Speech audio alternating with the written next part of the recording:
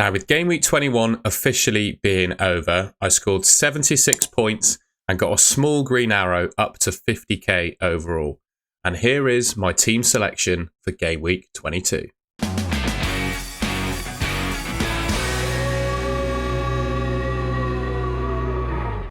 Now, just a quick canter through my team as it got on in Game Week 21. I'm not going to spend too much time doing this because I've already made a transfer plans video where I spoke in detail about the performances of my team. I guess standout players being Hall with his clean sheet, Robinson with his double assists, Rodgers getting an assist against Everton. I still think Rodgers, despite performances of other players in that price category this week, I still think Rodgers is the #1 midfielder under 6 million.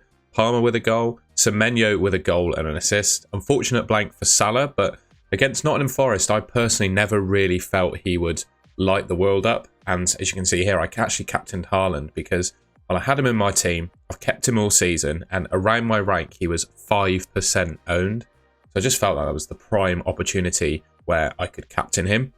Ultimately, I gave advice saying Isak was the best captain, even though I didn't follow that own advice myself. I probably should have done. He scored 16 points, 2 goals and an assist, and obviously Chris Wood scoring against Liverpool. So that's how my team got on in Game Week 21. So looking ahead to Game Week 22 then, and I think my defence sort of picks itself and I don't really need to worry about it too much. Sells and Aina, both with Southampton at home, who are currently, at this stage of the season, the worst team in Premier League history. At home for Nottingham Forest, I mean, that's as nailed on, I say nailed on, the high percentage of a clean sheet as you could possibly get, I would say. They've been fantastic defensively if Nottingham Forest and Southampton have just been absolutely rubbish this season. Robinson with Leicester away and Hall with Bournemouth at home. I actually look on my bench and Colwell with Wolves at home being his fixture has higher expected points than Robinson and Hall. But for me, I just can't justify starting him. I don't feel like Chelsea are all that strong defensively, and he doesn't really offer much at all really from an attacking perspective. So I think Robinson and Hall are just totally clear, even though I didn't speak about the assists before, but Robinson's assists in Game Week 21 was so unbelievably jammy. He was not creative. Well, he was a bit creative, but the assists were not crosses. They were passes to crosses that ended up being direct goals as opposed to a player getting on the end of a cross. So yeah, I'm conscious that the returns I've had from Robinson recently, they have been quite fortunate, but I still think he's a good option. And Leicester away is a good fixture. And Lewis Hall, I think to him as playing at a similar level to Kieran Trippier of seasons gone by for Newcastle. And at times, Kieran Trippier has been the best defender in the game. And that's kind of who Lewis Hall is reminding me of at the moment. I really like him as an option. The next 3 fixtures are great. And now, before getting into my midfield, there's, one player of the moment, I would say, that needs to be talked about, and that's Ahmad. Obviously, off the back of a hat-trick against Southampton, he's a pretty tempting player to bring into my team. And I look at the fact that I've got Semenyo at the moment, who has some tough fixtures coming up. It's very tempting, obviously, to go for Ahmad. Yeah, 7 appearances, 7 attacking returns, and the next 5 fixtures for Man United are great. Brighton, Fulham, Crystal Palace, Tottenham and Everton. Now, regardless of whether you think Man United will win those games, I do think they'll probably score some goals. And just with the way Man United are going at the moment, if they score goals, you'd imagine that Ahmad is going to be, right front centre and involved in those goals. But my future transfer plans, basically, I've got 1 more week in my mind of having Semenyo in my team. And then he's probably going to go. I will talk about what I'm going to do with him in a second. And Newcastle away, Newcastle away is the fixture I need to focus on. That's obviously a really tough fixture, but so was Chelsea away, and he's just come away with a goal and an assist in that game. So, yes, temptation could be there to swap Semenyo for Ahmad, but I need to think long-term with my team. I've got 3 free transfers, and if I roll this week, it means I have 4 going into the week after, where I can make basically a wild card level of changes to things, because ultimately I think the main sort of structure and spine of my team is really strong. It's just a couple odd changes that I need to make, and with the double for Liverpool in Game Week 24 coming up, potential double in 25, I want to use my assistant managership, and we'll just talk about him now, I've still got Erling Haaland in my team. All of that could mean that I could drastically change up my team. And speaking of Erling Haaland, he has 1 week left in my team. Ipswich away is a final run out for him, and then he's going ahead of Chelsea at home. Regardless of how he gets on in that game, he's just not performing to the level he should be. And I've remained patient all season with him. I've held him for all of these 21, 22 game weeks so far. He's just not done the business in comparison to other players. And I think, given that he's not really the popular captaincy pick every week, I would say I'd put Salah, Palmer and Isak all ahead of him now in terms of players I would captain every week. There's just no need to have him in my team. So I'm going to sell him. And I think I will probably sell him for Yoane Wissa. 6.2 million. So that would save me almost 8 million. I'd have 8 million in the bank to work with my team. Wissa, I think, is playing at a really decent level for Brentford. Brentford are really strong this season from an attacking perspective. And I just really like Wissa. Crystal Palace, Tottenham, West Ham and Leicester as the 4 fixtures when I bring him in for game week 23. I know I'm talking ahead of time, but it's kind of important to talk about that, I think. And that would also allow me to do something with Semenyo, which could possibly mean bringing in one of Gordon or Mbeumo. Now, my gut feel right now is that Gordon is the better option.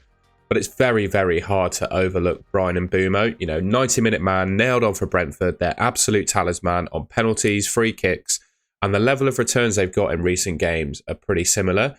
I just think the form that Anthony Gordon's in at the moment is just a little bit better. That would be my sort of hunch.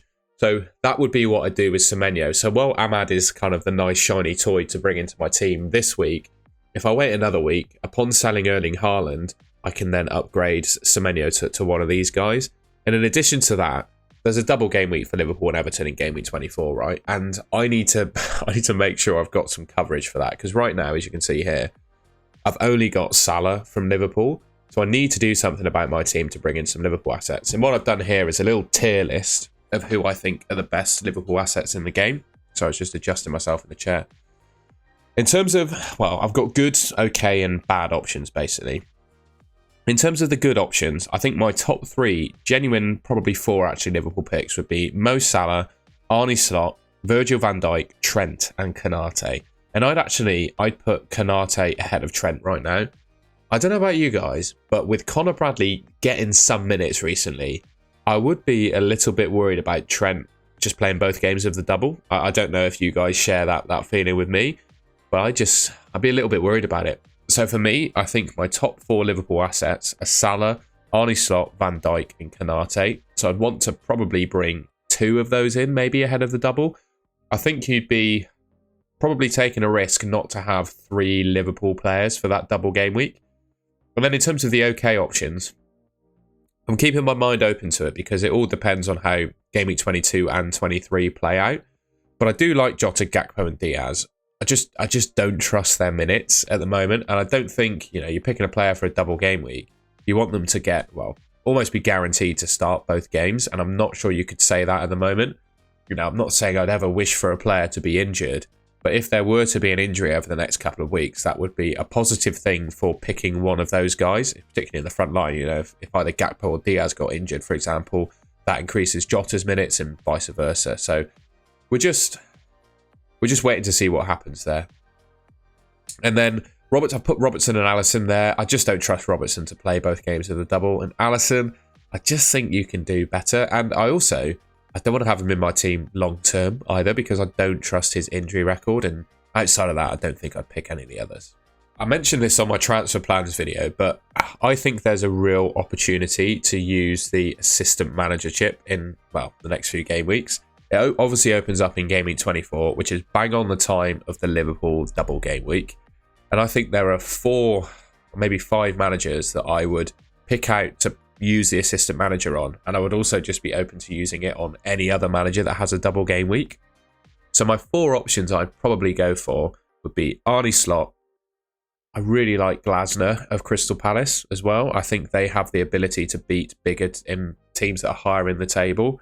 Actually, I might have 5. Amorim, I quite like him. With Man United's current league position, I think they've got opportunities to beat bigger teams, but that probably comes later on in the season when their fixtures get a bit tougher. I really like Graham Potter, and I quite like David Moyes as well. It's not named there. Obviously, he's the new manager of Everton. So those are the managers that I pick out, and I've got an interesting Well, an interesting bit of fixture news from Ben Crellin. Again, I showed this on my transfer plans video, but I have to say this in my team selection because, well, it's defining what I'm going to do with my team. I want to hold on to transfers so I could potentially use it on the assistant manager. And what we've got here is a view of a potential double game week involving Spurs and Fulham in Game Week 25. So in thinking of using the assistant manager chip, I genuinely believe it has the potential to be the most powerful chip in the game. You've essentially adding another player into your team for less than 2 million that week on week could get double-digit points. And in a double game week, the returns could be absolutely huge. So my current thinking is to pick Arnie Slot for double game week 24 as the assistant manager, and then use a transfer to change Slot for either Marco Silva or Postecoglou, depending on who I believe is going to be the best option. So I'm looking at the fixtures. Fulham have got Nottingham Forest and Tottenham have got Man United and Fulham. I think it could well be used on Postecoglou in that one. And considering you get a point per goal, that could turn out to be pretty good. Say Tottenham score, 4 or 5 goals over the course of a double game week, which isn't too outrageous. That's essentially just guaranteeing yourself some returns, and then you get results, points for draws and wins, etc. Yeah, I really like the thought of using my assistant manager chip in 24, putting it on Arnie Slot for 24, using a transfer for Game Week 25, probably bring in Postecoglou, and then maybe some Liverpool Fulham players to cover the double game week as well, if it happens. The only caveat to that is that we probably won't get official confirmation of double game week in 25 before the Game Week 24 deadline, but Ben seems to think we'll probably get a bit of news either way. So ultimately, I'm going to sit on my hands and just wait to see what happens there. But if this scenario does play out, I think this is prime time to use the assistant manager, in my opinion. So the only thing that's left to discuss is my team as a whole and who am I going to captain. Now, you look at the expected points according to Fantasy Football Hub, and, well, Cole Palmer is ahead. By the way, all of the expected points you see under the players in this video is courtesy of Fantasy Football Hub. And using the link in the description below, I get you 30% off and a free 30-day trial. So if you want to sign up to Fantasy Football Hub to see this data about your team for yourself, the expected points, AI rating, and the expected points underneath the players, etc., sign up using the link in the description. So yeah, Palmer's top for expected points on 8.2. Salah's second, Haaland third, and Isak's still got that little injury flag, but I'd put him amongst the 4 players I could captain from my team. Quite honestly, I think Palmer's got probably the best fixture against Wolves at home, but I find it really hard to overlook Salah this week. I don't think Brentford are really good defensively at all. So I think I'm going to give the armband to Salah. But I'm open to captaining other players. It's just Salah has rewarded me so much when I've used the armband on him so far this season. I just can't look past him. So this is my team. 67.2 expected points, I believe, if I captain Salah, with a 95% AI rating. I'm going to leave my 3 free transfers. So for Game Week 23, I'll have 4. I'm just going to roll Salah as my captain. All right, and that's the end of the video. I hope you enjoyed that and found it useful. That's my team going into Game Week 22. I'll be live for the deadline stream on Saturday morning. I'll try and go live as early as I can. I'm thinking 7:30 a.m. UK time. So if you want to, watch me roll in the deadline, ask your questions in a live chat, feel free to join the deadline stream on Saturday morning. But yeah, other than that, leave a like rating if you enjoyed the video. Let me know in the comments if there's any changes you'd make to my team. And yeah, if you haven't already, please subscribe to the Golden Goal channel. I think it should be just about there on your screen. And thank you very much for watching. I'll catch you in my next video.